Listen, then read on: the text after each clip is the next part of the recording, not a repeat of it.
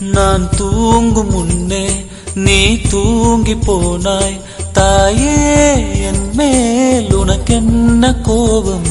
கண்ணான கண்ணே, என் தெய்வ பெண்ணே, கண்ணில் தூசி நீ ஊத வேண்டும். ஐயோ ஏன் இந்த சாபம்? எல்லாம் என்றோ நான் செய்த பாவம்.